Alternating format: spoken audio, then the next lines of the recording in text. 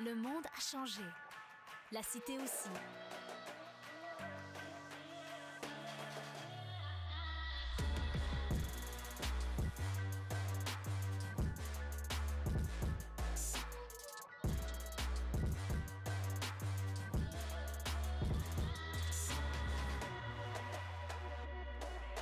Le Collège La Cité. Prêt pour demain. Bonjour tout le monde, bienvenue au Facebook Live mettant en vedette aujourd'hui le programme de technologie et de l'architecture. Donc, sans plus tarder, j'ai deux enseignants avec moi aujourd'hui qui vont pouvoir nous parler du programme, des composantes et tout ça du programme, de ce que les étudiants vont apprendre. J'ai Nicole Dubois puis Georges Magalès qui sont avec nous pour pouvoir répondre à vos questions. Donc, bonjour vous deux. Bonjour. Bonjour. Ça va bien? Oui, merci. Ben oui, merci beaucoup à vous, à vrai dire, d'avoir accepté l'invitation pour nous parler du programme de technologie de l'architecture. Je vais inviter les gens tout au long du Facebook Live. Donc, si vous avez des questions, on est là pour pouvoir y répondre en commentaire. Donc, je n'hésite surtout pas à nous écrire. Ça va nous faire un plaisir de pouvoir vous lire, de vous répondre et de discuter avec vous concernant le programme de technologie de l'architecture. Là, j'ai le goût de te poser des questions, Nicole, puis à toi aussi, Georges, concernant le programme de technologie de l'architecture. La première qui me vient en tête, c'est de savoir, mais qu'est-ce qu'ils vont apprendre, les étudiants, dans le cadre de ce programme-là? C'est très vaste, OK? Parce que l'architecture fait partie intégrante du domaine de la construction, puis le domaine de la construction est extrêmement vaste. Donc, il y a la conception, les métiers, puis le technologue fait surtout partie de la phase, si on veut, conception. Donc, ils auront la chance tout au long du programme, là, afin de répondre aux diverses normes, là, de faire du design. Ils vont travailler avec les documents de construction. Ils vont faire du dessin assisté par ordinateur, de la conception assistée par ordinateur. Ils vont faire du BIM aussi, là, qui est la grande tendance, là, qui est la modélisation des données du bâtiment. Ils vont aussi avoir la chance d'étudier des méthodes, des matériaux, la science du bâtiment, des systèmes d'ingénierie, de la gestion. Il y en a pour tout le monde, dans le fond. Donc, tout le monde peut trouver sa place. Puis évidemment, on a aussi des cours de langue là, Oui. qui viennent effectivement en appui là, des cours directement de la concentration en architecture. Et est-ce que tu dirais, Nicole, que ce sont plus des cours qui sont techniques ou pratiques ou comme un mix des deux aussi?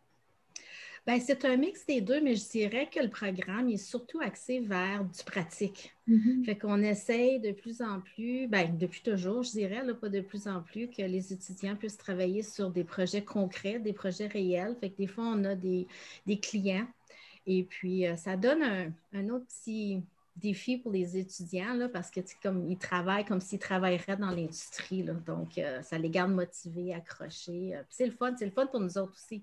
Ben oui. Puis tu sais, c'est le fun qu'on en parle aujourd'hui un peu de ce que les étudiants y apprennent dans le cadre du programme. Puis moi, il y a souvent des étudiants qui nous parlent un peu de leur expérience et qui nous disent qu'il y a un cours aussi où est-ce qu'ils doivent se promener en chaise roulante. Là, je ne sais pas, peut-être avec la pandémie, mais je pense que c'est un cours qui est marquant pour eux, tu sais, de voir ça. Puis peux-tu nous en parler un peu exactement de ce qu'ils font en chaise roulante, puis pourquoi qu'ils le font? Bien, comme on a mentionné, c'est qu'on veut que ça soit le plus appliqué que possible. Donc, dans le cadre d'un cours en particulier, le cours du Code du bâtiment, afin de sensibiliser les étudiants au niveau de l'accessibilité universelle, bien, c'est de vivre l'expérience. Mm-hmm. Donc, ils vivent l'expérience en fauteuil roulant et ça les conscientise, mon Dieu, gros mot, là. Donc, ils deviennent plus conscients, si on veut, de c'est quoi la réalité d'une personne à accessibilité universelle afin que ça soit seconde nature pour eux quand ils vont faire le design de leur bâtiment. Donc, ça va toujours être là dans le fond. La même chose quand on les amène sur des chantiers de construction, quand on les amène faire des relevés de chantier, etc. Là, donc, c'est du, excusez-moi l'expression anglophone, là, du hands-on, là, du appliqué. Là. Exactement. Puis, tu sais, vous avez vu beaucoup d'étudiants passer parce que ça fait longtemps que le programme est offert, puis on en reparlera tantôt, mais puis Georges, de ton côté, tu sais, selon toi, quel type de qualité devraient avoir les étudiants qui vont débuter le programme en septembre prochain? Les qualités, un item qui revient souvent, c'est l'autonomie. C'est quelqu'un qui est autonome, pas qu'il est laissé par lui-même, mais c'est que l'architecture, étant donné que c'est un domaine tellement vaste, comme Nicole l'a soulevé, ben, il faut que toi-même, il faut que tu sois autonome, puis que tu as le goût, puis tu as une certaine curiosité d'essayer de comprendre, d'observer. Alors ça rentre un peu, il ne faut pas attendre qu'on te donne quelque chose. Au contraire, le domaine, là, tu veux toujours apprendre, tu veux toujours être curieux, tu veux toujours explorer, tu veux toujours chercher à comprendre le pourquoi aussi, à cause on est quand même un domaine où on est axé sur la résolution de problèmes. Alors, il faut être créatif, curieux, il faut être capable de résoudre des problèmes. Puis nous, à la Cité, on est quand même chanceux à cause on est exposé aussi, étant donné qu'on est à Ottawa, on est proche du Québec. Il y a le côté bilingue. Alors pour réussir dans le domaine, le bilingue n'est pas nécessaire, mais ça t'ouvre beaucoup de portes. Puis à la Cité, on est axé aussi sur le côté bilingue. Puis aussi, de ne pas avoir peur de pratiquer, d'être pratique, d'être technique. Aussi, la question de communication interpersonnelle. Puis je dirais, à la limite, une ouverture d'esprit à cause, tu sais, les critiques, c'est facile. Tu sais, automatiquement, on critique, on dit, oh, on l'aime ce bâtiment-là, on l'aime pas, j'aime ci, j'aime ça, j'aime pas ça. Alors, d'être ouvert aux critiques à cause on ne pourra jamais satisfaire tout le monde, là, ça, c'est très important. Puis aussi, dans la communication, ben, des fois, même si la critique est défavorable, ben, tu peux au moins communiquer tes intentions, tes idées, le pourquoi que tu es arrivé à cette résolution-là au niveau du problème, etc. La collaboration, tu sais, ça, c'est un travail autant autonome, comme j'ai dit tout à l'heure, que aussi en collaboration. Alors, je pense qu'il ne faut pas avoir peur d'échanger, de collaborer, de parler avec les gens. Et je ne peux pas passer à côté de dire que l'architecture, c'est un domaine qu'il faut être un peu travaillant. Tu sais, veut pas, là, on met beaucoup d'heures, mais je pense qu'on ne le voit pas le temps qu'on investit puisque c'est une passion. Alors, quand tu es passionné de ton environnement bâti, dont nous faisons partie de la conception, ben, rendu là, ça ne te dérange pas le nombre d'heures que tu mets à cause tu veux toujours carburer avec ces connaissances-là, ces apprentissages-là.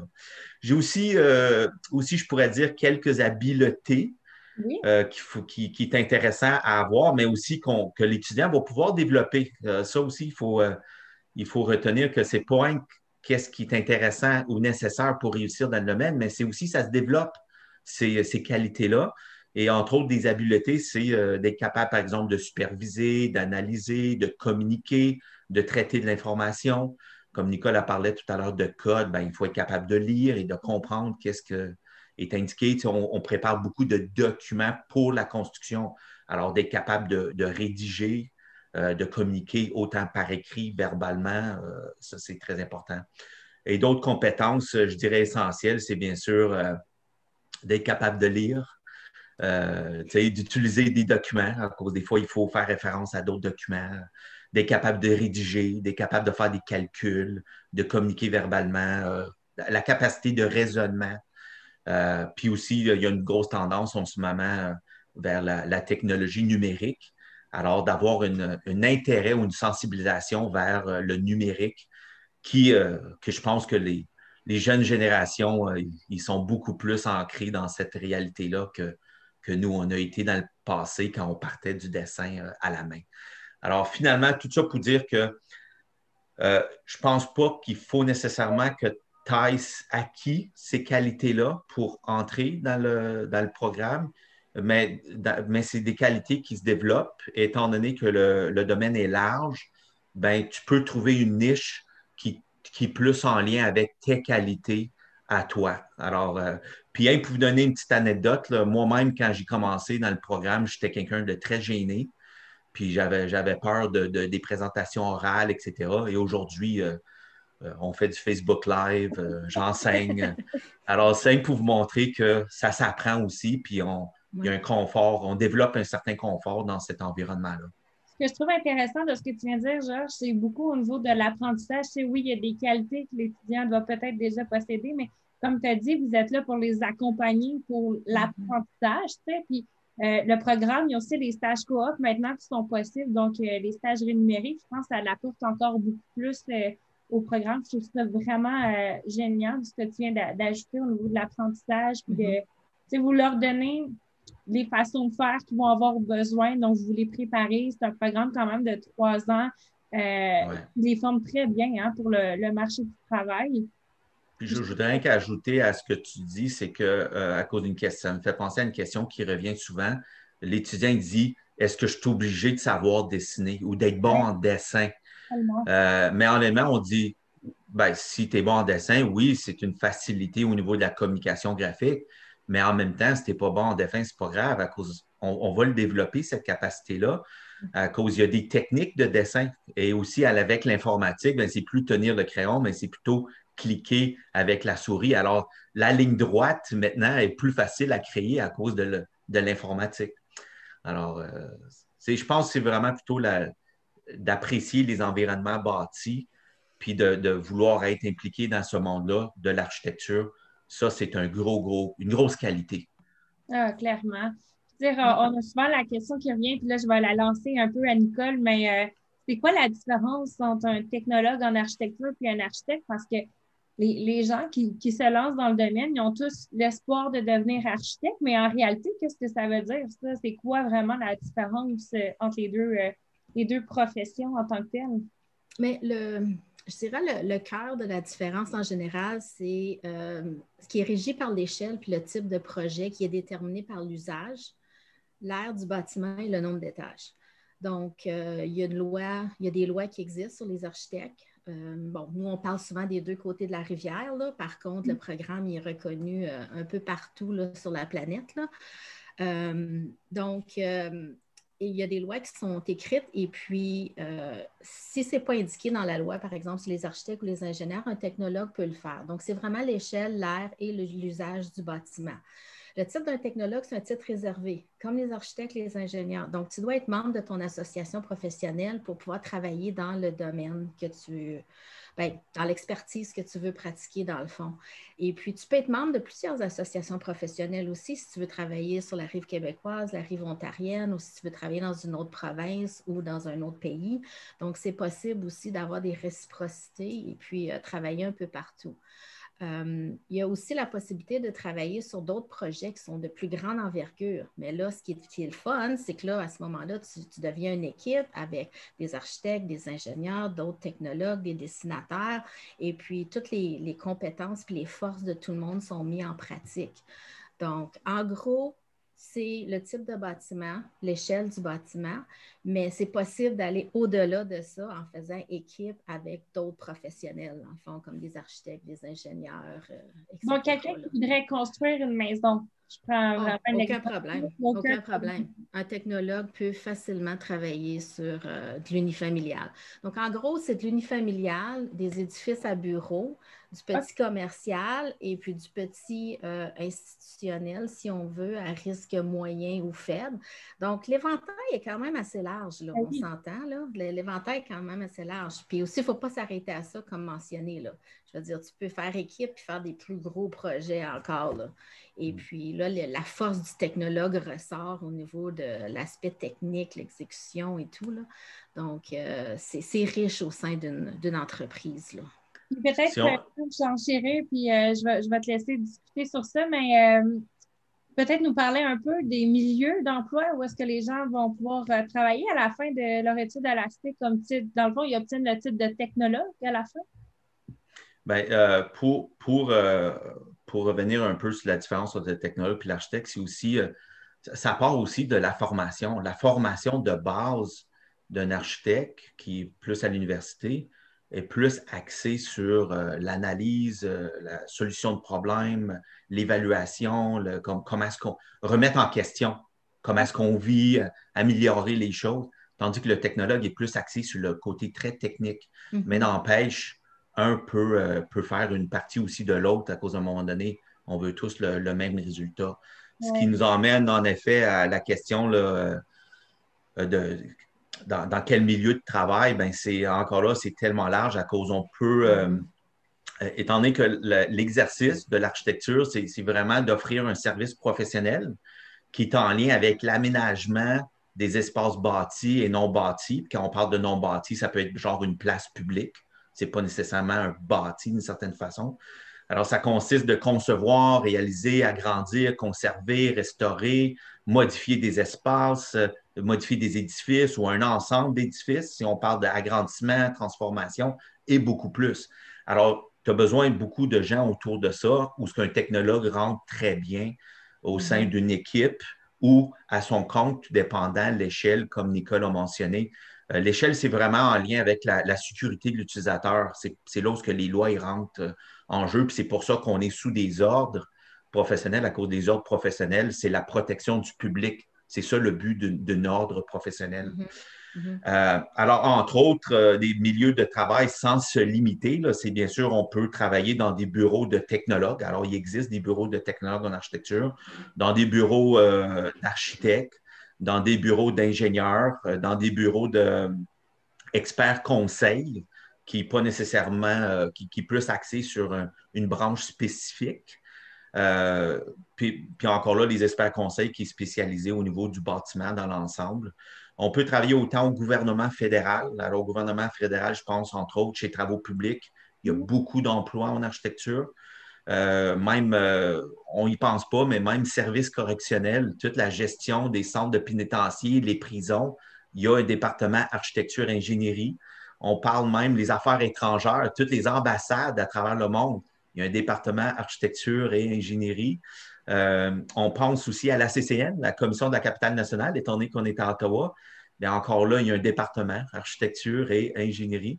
Alors, travaux publics, le SCHL qui est très axé sur l'habitation, le Centre national de recherche qui est ici à Ottawa, que c'est eux autres qui rédigent le code du bâtiment et aussi qui font toutes les études de protection incendie. Alors, tu sais, il y a du monde là-dedans en architecture, il y a des ingénieurs, etc. Alors, c'est tout du monde dans le domaine de l'architecture. On parle aussi au provincial.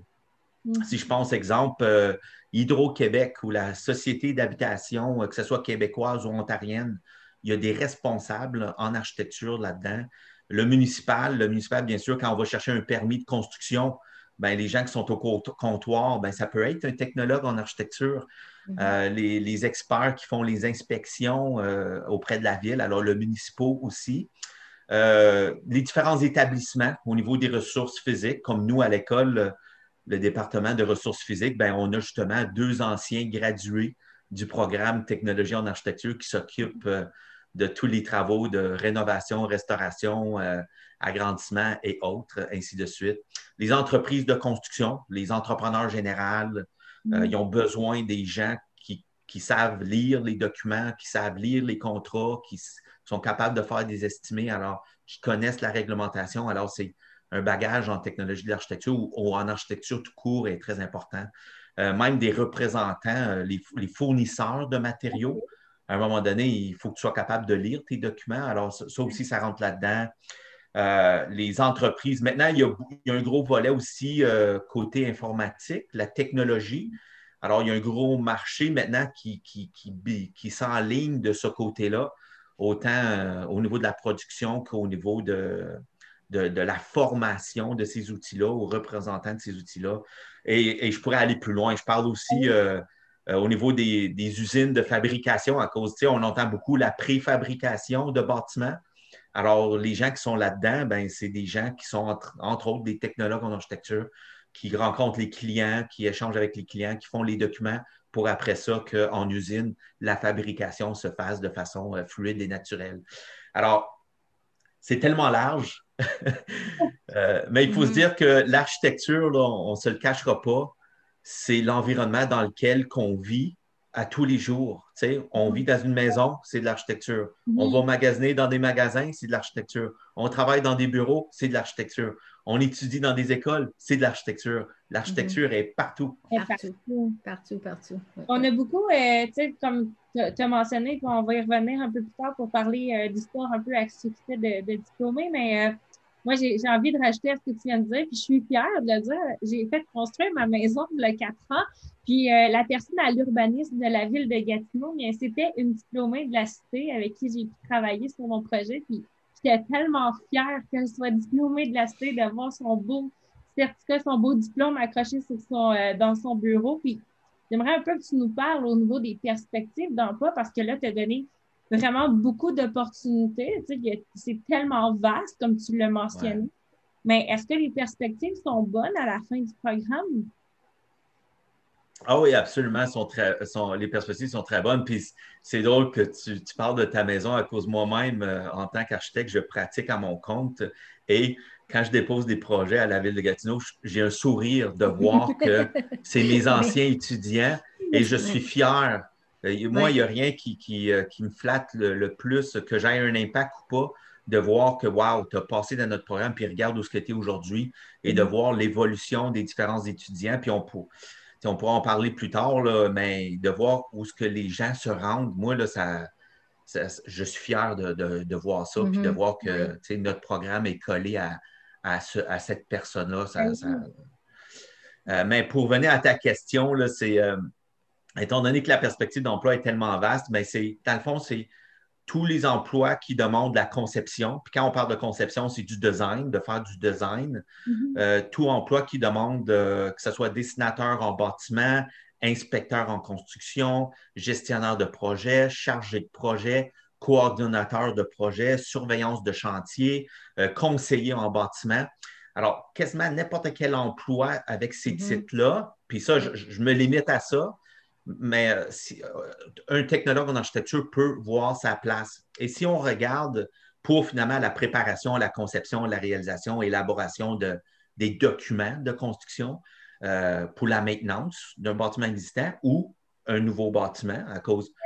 C'est pas toujours des nouvelles constructions. Tu sais, j'ai travaillé à un moment donné sur la restauration de la maison de la gouverneure générale. Ben, c'est un bâtiment qui existe, ça fait plusieurs années, mais à un moment donné, le bâtiment a besoin de l'amour. Alors, il faut des experts conseils, puis les technologues en architecture font partie de ces professionnels-là.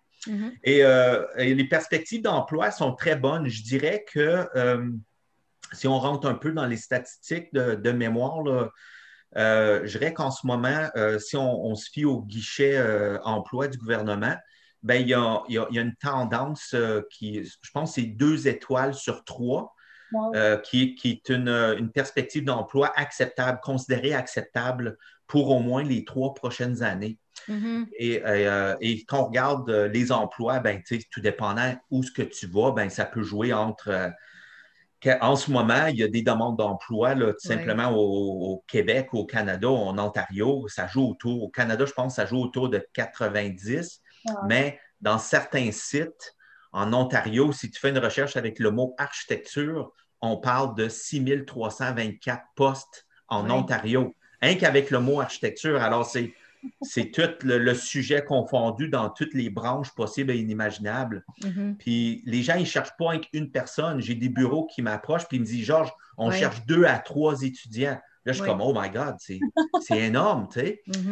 Puis j'aimerais faire un peu j'aimerais profiter pour faire un peu de politique à cause j'ai lu un article la semaine passée dans le journal Les Affaires.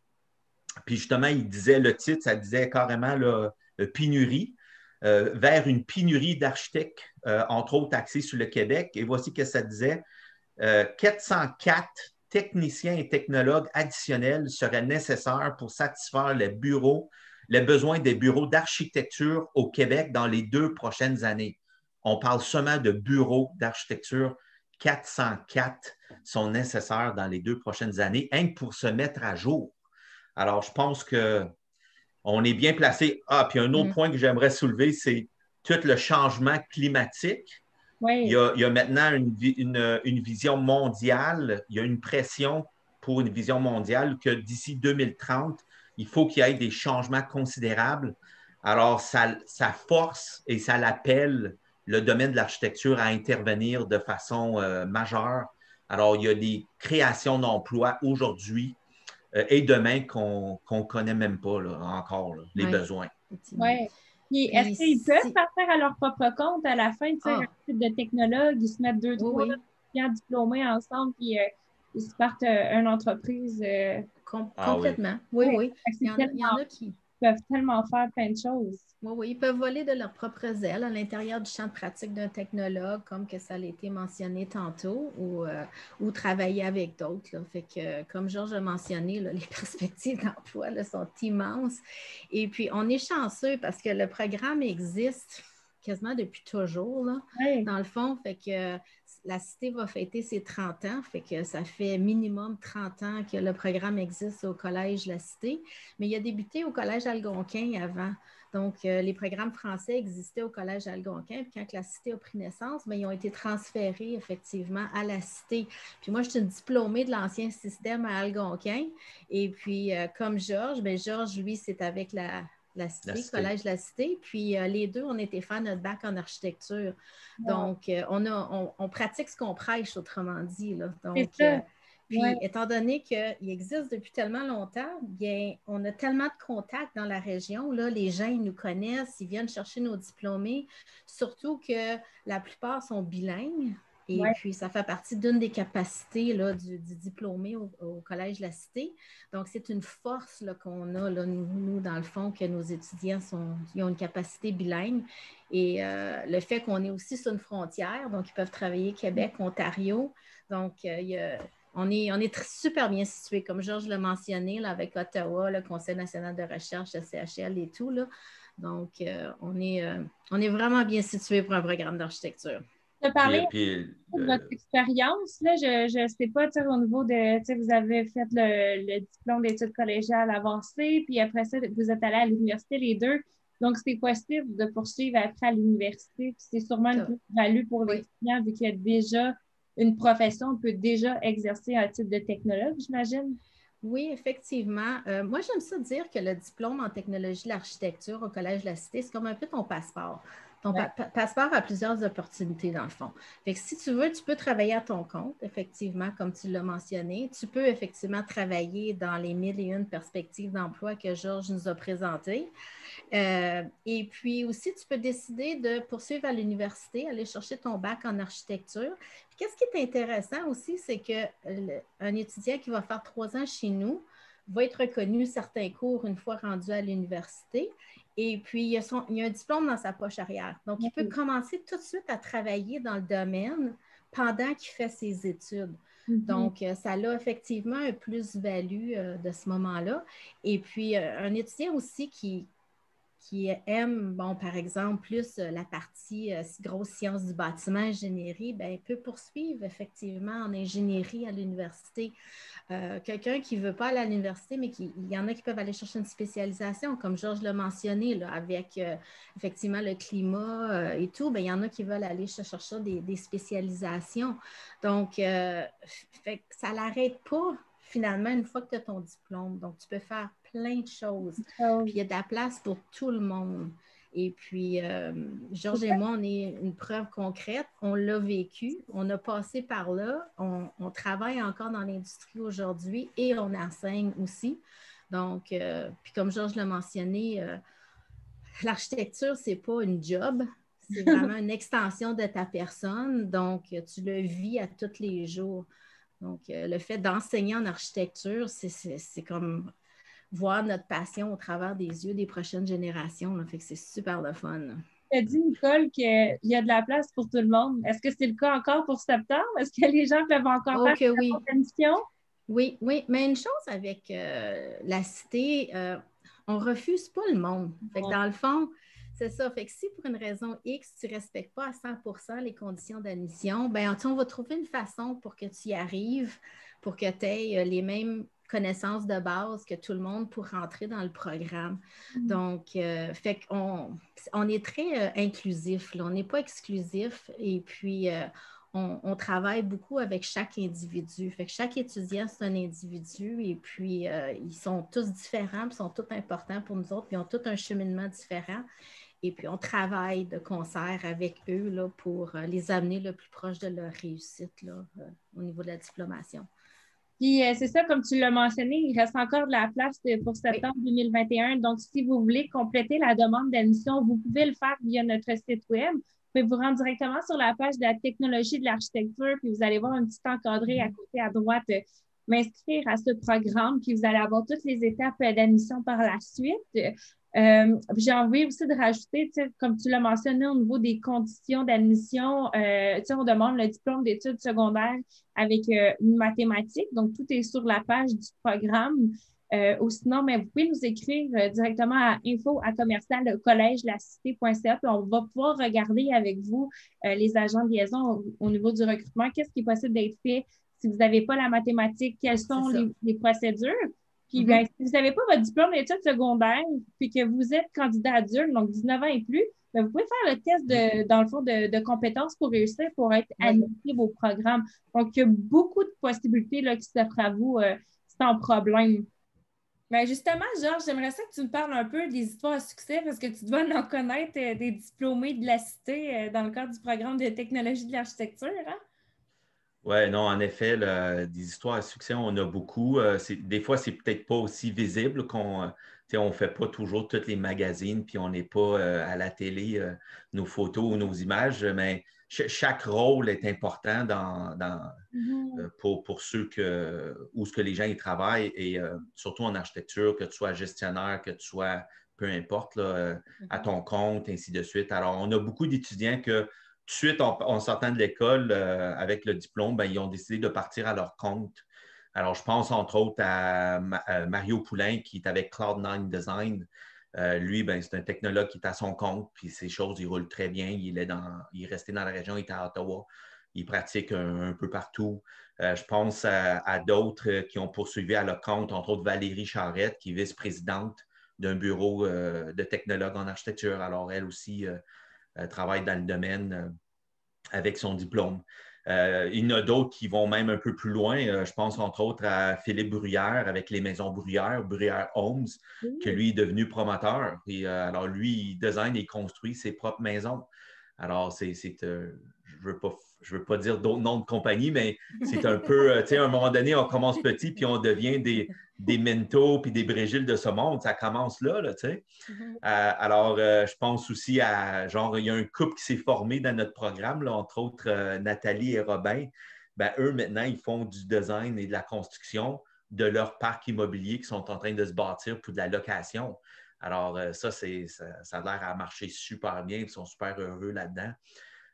On a beaucoup d'étudiants qui ont poursuivi un peu dans d'autres branches, toujours en lien avec l'architecture, plus axés sur la gestion de projet. Alors, je pense entre autres à Valérie Roy, elle est à Montréal. Je pense à Éric Gaudy, qui est ici à Ottawa, qui travaille les deux. C'est des gestionnaires de projet ou Valérie est gérant de projet chez Pomerleau, qui est un des plus gros constructeurs au Canada. Alors, tu sais, lui-même, Éric Gaudy, a poursuivi puis il a été chercher sa certification PMP qui est axée vraiment sur la gestion de projet.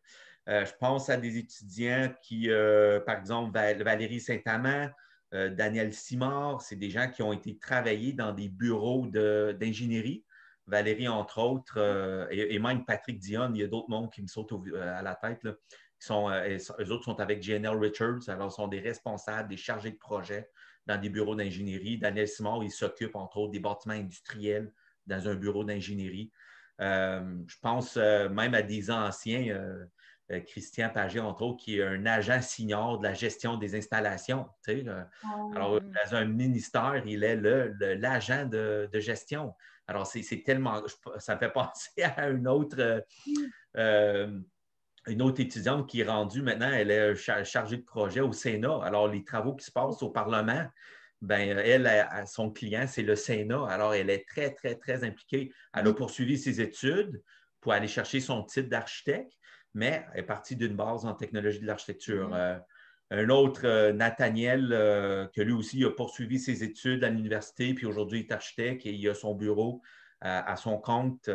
Un ancien technologue, Pascal Vallée, que maintenant il est dans le coin au nord de Montréal, Laval, ce secteur-là. Ben, encore là, un bureau à son compte en tant que technologue en architecture. Puis là, j'ai d'autres noms. Andréane Gervais-Huppé, qui elle est chargée de projet chez Structure Outaouais. Alors, la construction, c'est une usine qui font de la fabrication de planchers, des fermes de toit, des murs préfabriqués. Ben, elle est le bras droit des propriétaires. Alors, elle, c'est une question de temps qu'elle prend la relève aussi, je suis certain, de cette usine-là. Alors, c'est ou même Nicolas Morin, un de nos anciens, qui est un peu la relève de la compagnie de son père, Morin Isolation et Toiture dans la région. Alors, vous voyez, oui, j'allais oublier Michel Meunier. Michel Meunier, qui est directeur de produits et design auprès du groupe nordique, tous les spas, entre autres celui à Chelsea. Puis, il prévoit en construire un par année dans les 10 prochaines années à travers le Canada. Alors, très, très, très, très présent. Un autre, Sylvain Poirier, qui est associé dans un bureau d'architecte. Alors, on peut devenir associé aussi. C'est une autre branche qu'on n'avait pas soulevée. Alors, il y a beaucoup d'histoires à succès avec un diplôme du programme Technologie de l'architecture. À cause de la technologie de l'architecture te permet d'ouvrir des portes, mais te permet d'ouvrir tellement de portes, tout dépendant où ce que tu veux aller. Alors, c'est vraiment illimité le potentiel. Puis, le domaine de la construction, à cause, on rentre dans le domaine de la construction qui est architecture, ingénierie et construction, mais le domaine de la construction, c'est une des 2 plus grosses industries mondiales. Alors, Mais je trouve ça le fun, Georges. J'ai l'impression que tu connais les 30 ans, tous les diplômés des 30 dernières années. C'est fascinant. Tu dois avoir une encyclopédie avec tous les diplômés. Tu me la partageras. Je vais apprendre à les connaître. Mais là, écoute, excuse-moi, je vais ajouter à ça. Ce qui est drôle de tout ça, c'est que des fois, je vois genre un salon du livre ou peu importe. Puis là, il y a des gens qui viennent voir, je dis, Georges, t'es-tu Georges? Puis là, je suis comme, OK, attends une minute, t'es qui toi? Là? Mais je suis tellement content. Moi, là, ce que je veux vraiment dire, c'est que je suis tellement content de voir où ce que les étudiants se rendent et les voir grandir. Ça c'est une fierté de voir l'évolution de tout le monde. Tu nous as parlé de beaucoup de secteurs puis de beaucoup de diplômés à leur compte ou qui ont des postes d'importance quand même. Mais est-ce qu'il y en a qui travaillent à la Cité autre que pour le programme? Ah, ben oui. Oui, absolument. Absolument. Je ne l'ai pas mentionné, mais dans les ressources physiques, alors toute la maintenance, les rénovations, les agrandissements, les constructions, ben, il y a une équipe puis, qui sont les ressources physiques. Alors, dans les ressources physiques, on a justement Yann Rouleau et Patrick Lasselle qui sont 2 diplômés du programme Technologie de l'architecture. Alors, qui sont des chargés de projet et qui chapeautent au sein de cette équipe-là tout ce qui se passe au collège. Absolument. Là, nous autres, on vous connaît un peu plus. Donc, on connaît Nicole puis on connaît Georges. Mais c'est qui les autres enseignants du programme? Ouf! Donc, il y a un assez grand éventail parce qu'avec toutes les personnes que Georges nous a partagées, mais il y a de ce beau monde-là qui viennent enseigner parfois avec nous, qui viennent partager justement leurs connaissances aux nouvelles générations de technologues en architecture. En gros, il y a un gros pourcentage de profs qui sont à temps plein et puis un pourcentage de profs qui sont à temps partiel. Donc, comme j'ai mentionné, là, des anciens étudiants qui viennent partager avec les nouvelles générations. Chaque prof, ils ont des diplômes et des certifications de perfectionnement professionnel. Donc, on n'arrête jamais d'apprendre. Donc, l'apprentissage, c'est à vie. Les profs à contrat, ils ont un bagage d'expérience et de formation dans le domaine de la construction en lien avec le sujet du cours qu'ils enseignent. Fait que souvent, on va aller chercher des expertises là, de gens dans l'industrie. Puis, nous sommes tous très actifs dans le domaine. On est des gens passionnés. Comme tu peux voir, là, on n'arrête pas d'en parler. Hein? On se tient à jour dans tous les sujets qui sont en lien avec le domaine de la construction. Et puis, comme je dis tantôt, l'architecture, c'est un style de vie, c'est pas une job, c'est une extension de ta personne. Fait que quand tu embarques, tu aimes ça, tu en manges, tu en veux, tu n'arrêtes pas, là, dans le fond.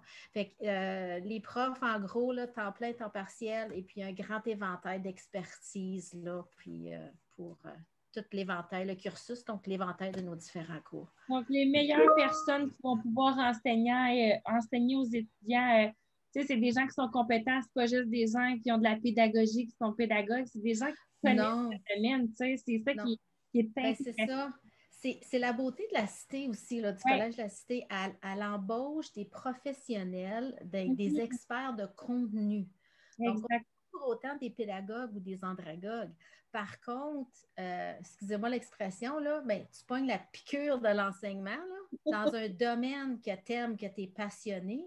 Donc, ça te fait comme super plaisir là, de te lever le matin là, puis d'aller enseigner là, dans un domaine qui te passionne dans le fond. Oui, puis ça se transparaît dans vos salles de classe. Tu sais, je vais dire, quand vous faites l'exposition à la fin de l'année, là, les troisième années, tu vois tellement la passion, mais ça, cette passion-là, oui, elle vient d'eux-mêmes, mais tu sais, elle est transmise par vous aussi, là, tu sais, comme je te dis, la piqûre pour l'architecture, tu sais, c'est quelque chose qui se transmet, puis j'espère que tous les diplômés qui nous écoutent aujourd'hui vont continuer à transmettre leur passion pour le programme, pas juste pour le programme, mais juste pour l'architecture en tant que telle. Hein? Oui, puis avec les diplômés aussi, tout ce beau monde-là, quand ils cherchent quelqu'un en architecture, ben, ils nous appellent. Oui. Et puis, donc, on a comme plus de 30 ans là, de possibilités d'emploi là, à notre disponibilité, dans le fond. Là. Puis moi, je vais dire que, étant donné que c'est un collège d'art appliqué, alors moi-même, quand on me demande qu'est-ce que je fais, je dis, en premier, je dis, je suis architecte. Ouais. Et après ça, ben, je transmets le domaine et ma passion dans l'enseignement. Ma carrière, c'est l'enseignement, mais ma profession, c'est architecte. Exact. Alors, puis je pense qu'à la Cité, c'est un volet qui est intéressant, puis c'est ça qui m'a motivé d'aller enseigner aussi, c'est de pouvoir transmettre la connaissance de la pratique du domaine et de connaître le domaine. À cause, si on m'engageait pour être un pédagogue seulement, ben, je ne serais peut-être pas aussi à l'aise. Alors, pas mal tous nos profs, c'est qu'on a une bonne fondation, sûrement quasiment tous le diplôme de technologie en architecture ou la majorité, je dirais, et on est vraiment ancré sur le domaine. Alors, on transmet vraiment le domaine. Et ce n'est pas une question. Oui, c'est pédagogie à cause on est dans un institut scolaire, mais on est très axé sur le domaine. Puis ça, c'est intéressant. Moi, j'enseigne principalement les troisième années. Puis ce qu'on vit dans mes cours, c'est des cours de projet. On part du début à la fin d'un projet, tout dépendant le type d'intervention. Puis c'est vraiment là, c'est du hands-on, comme on l'a mentionné tout à l'heure. C'est vraiment du concret direct. Oui. J'ai envie de vous entendre un peu plus avant qu'on se quitte. Est-ce que vous avez un message à dire aux futurs étudiants ou de transmettre encore plus la passion que vous l'avez fait? Je pense que ça a quand même fait le tour, mais si vous avez quelque chose à rajouter, c'est votre moment de gloire. On a combien de temps encore? Ça peut être longue, cette question-là. Je ne sais pas, Georges, qu'est-ce que tu en penses? Ben, moi, je dirais que si vous appréciez l'environnement bâti là, et vous appréciez les espaces dans lesquels vous vivez, ben, vous avez peut-être un petit intérêt pour l'architecture à cause on est impliqué dans la conception, puis dans la gestion, puis dans l'inspection de tous ces environnements-là. Mais ce que je dirais aussi, c'est il ne faut pas avoir peur et se dire, j'ai peut-être pas les outils, j'ai peut-être pas le talent, j'ai peut-être pas le bagage. Il ne faut pas avoir peur de plonger. Il faut pas avoir peur de plonger. Au contraire, si tu as une passion pour l'architecture, c'est beaucoup plus que quelqu'un qui y va à cause qu'il aime des maisons. La passion guide beaucoup. Plus que le talent. Si tu as le talent, mais tu n'as pas la passion, à un moment donné, il manque. La passion, c'est un gros facteur. Puis, ce que je voudrais dire, je voudrais peut-être compléter avec ça, là, à cause d'un petit comparable qui me fait rire, là, c'est, tu sais, des fois, on veut se mettre en forme. Puis, pour se mettre en forme, on se dit, je ne peux pas m'abonner au gym à cause je ne suis pas en forme. Mais au contraire, il faut s'abonner pour aller au gym à cause le gym, c'est là pour se mettre en forme. Tu sais, si tu te mets en forme avant d'aller au gym, ben c'est quoi le but? Tu sais? Alors, il ne faut pas oublier que quand on rentre dans un programme, c'est pour aller apprendre quelque chose. Alors, on ne s'entend pas que vous arrivez puis que vous êtes formé pour suivre les cours. Au contraire, c'est pour ça que tu rentres dans les cours. Alors, on va vous appuyer puis on va vous aider là-dedans. Ah, mais c'est une belle pensée philosophique, Georges, j'adore ça. Donc, écoutez, Georges, si vous avez la passion pour l'architecture, inscrivez-vous au programme pour septembre 2021. Sur ça, je veux vous remercier, Georges et Nicole, d'avoir été avec nous aujourd'hui. Je pense qu'on a pu en apprendre. En tout cas, moi, j'en ai appris énormément sur votre programme. Puis, j'adore l'aspect de la transmission de la passion. à vrai dire, ça va traverser l'écran en ce moment même. Mais imaginez suivre des cours avec Georges et Nicole. Donc, soyez au rendez-vous pour l'année prochaine. Donc, Oui. vous pouvez vous rendre sur notre site web. Le lien, il est en commentaire. Si vous avez des questions aussi, vous pouvez communiquer avec nous par courriel à info@collegelaCité.ca, sur notre site web via le clavardage ou sinon par téléphone au 613-742-2483 à l'option numéro 1. Sur ça, je vous souhaite de passer une belle soirée. Merci à vous deux, puis on se reparle très bientôt. Merci, Audrey. Merci. Merci, Georges. Merci. Bye.